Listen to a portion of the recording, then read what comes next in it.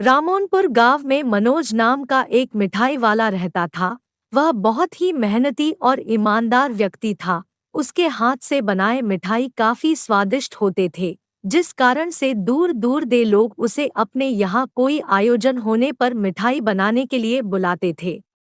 एक बार की बात है, उसके पास के गांव के मुखिया के यहाँ शादी का आयोजन था, जिसमें मिठाई बनाने के लिए मनोज को बुलाया गया था। फिर मनोज उस गांव में जाकर मुखिया के यहाँ मिठाई आदि सब अच्छे से बना देता है, जिसके बाद उस मुखिया ने उसके काम के बदले पैसे और ढेर सारे घर पर खाने के लिए मिठाई दिए, जिसे मनोज एक गठरी बनाकर अपने गांव को वापस जाने लगा था, जो कि उसके गांव का रास्ता एक जंगल से होकर गुजरता था। जंगल काफी घना था और शाम भी हो गई थी। फिर धीरे धीरे मनोज उस जंगल के रास्ते से जा रहा था कि अचानक से उसके सामने एक चुड़ैल प्रकट हुई, जिसे देखकर मनोज बहुत ही डर गया। चुड़ैल, मुझे जाने दो, मैंने तुम्हारे क्या बिगाड़ा है। और फिर डर के मारे उस चुड़ैल के सामने रुक गया। फिर इतने में चुड़ैल खूब जोर से हंसते हुए बोली, अच्छा हुआ इंसान जो तू आ गया।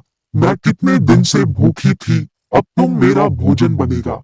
फिर डरते हुए मनोज चुड़ैल से बोला, अगर आप मुझे खा लोगी तो फिर मैं कभी भी वापस अपने गांव नहीं जा सकूंगा, जिसके कारण लोग इस जंगल में आने से डरने लगेंगे। फिर लोग नहीं आएंगे तो फिर आपको हमेशा भूखा ही रहना पड़ेगा। इसके बदले अगर कुछ और भी खाने को दे तो।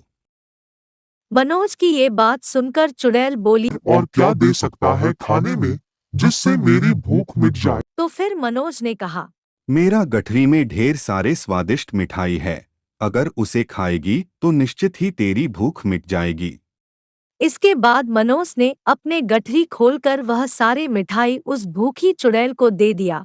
फिर उन स्वादिष्ट मिठाई को खाकर चुड़ैल बोली, तुम्हारी मिठाई बहुत ही स्वादिष्ट है, मुझे बहुत ही अच्छे लगे, इसलिए तुम्हारी जान को छोड़ती हूँ। लेकिन एक शर्त, मुझे फिर से इन मिठाई को आगे भी खिलाना पड़ेगा।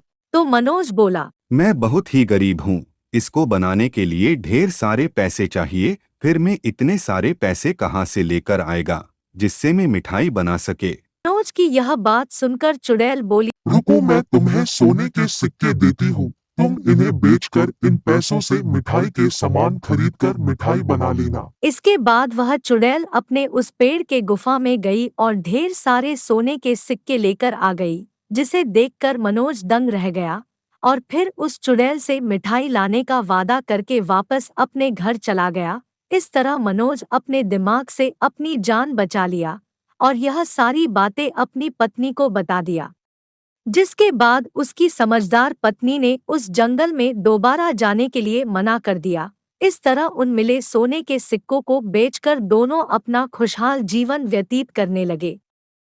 लेकिन मनोज और उसकी पत्नी की बातों को उसके घर पर दूध देने वाली नबिन ने पूरी बात सुन लिया था और फिर उस नबिन ने सोने के सिक्के और चुड़ैल वाली बात अपनी पत्नी को बता दिया।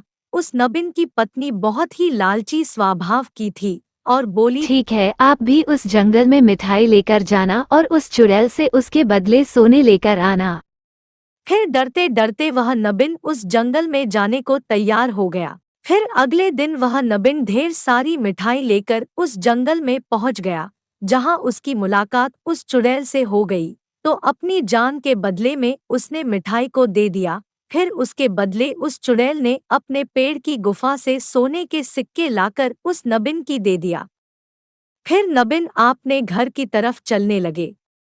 फिर सोने के सिक्के को पाकर नबिन काफी खुश हुआ था, जिसे देखकर नबिन की लालची पत्नी बोली, फिर से आप वहां जंगल में जाना, फिर जिस पेड़ की गुफा से सोने की सिक्के दिया है उस पेड़ को ही काट कर सारे सोने के सिक्के एक ही बार में ले आना। अपनी पत्नी के कहे गए नबिन ने ठीक वैसा ही किया, लेकिन पेड़ को काटते देखकर चुड़ैल बहुत ही क्रोधित हुई और फिर उसने उस नबिन का वही अंत कर दिया। इस प्रकार उस नबिन को अपनी लालची पत्नी के चलते जान गंवानी पड़ी।